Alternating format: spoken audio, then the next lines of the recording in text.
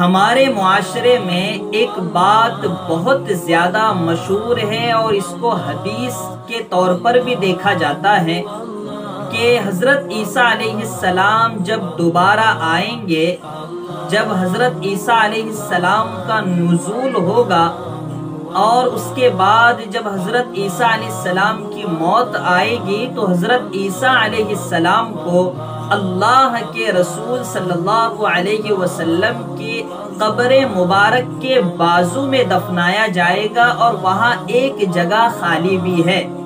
اس طریقے سے ہمارے معاشرے میں یہ بات مشہور ہے، لیکن تحفۃ الالمعی جلد نمبر 4 صفحہ نمبر 155 پر مرحوم حضرت مفتی سعید احمد پالنپوری رحمت اللہ علیہ اس سلسلے میں لکھتے ہیں، آپ دیکھ سکتے ہو کہ یہ سند ضعیف ہے اور یہ عبداللہ بن سلام رضی اللہ تعالی عنہ کی روایت ہے، لیکن یہ حضرت عبداللہ بن سلام نے تورات کی روایت بیان کی ہے۔ جب وہ یہ حوالہ دیا کرتے تھے کہ تورات میں اللہ کے رسول کی یہ شان بیان کی، یہ شان بیان کی، تو اسی طرح انہوں نے یہ بھی کہا کہ تورات میں یہ بھی لکھا ہے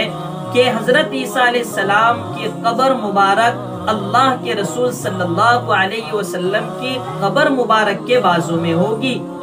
تو یہ تورات کی روایت ہے جس کو محدثین نے ضعیف قرار دیا ہے،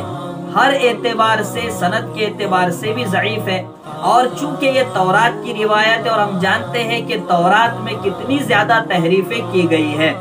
تو اس لیے یہ روایت ضعیف ہے، اس کی سند ضعیف ہے، اسے بیان کرنے سے احتراز کرنا چاہیے، اسے بیان نہیں کیا جانا چاہیے۔ آپ نے بھی بہت مرتبہ سنا ہوگا، میں نے بھی سنا تھا، تو اس لیے اب جب ہمیں علم اس کا ہو چکا ہے تو اب ہمیں اس کے بیان کرنے سے احتراز کرنے کی ضرورت ہے اور اپنے دوستوں تک بھی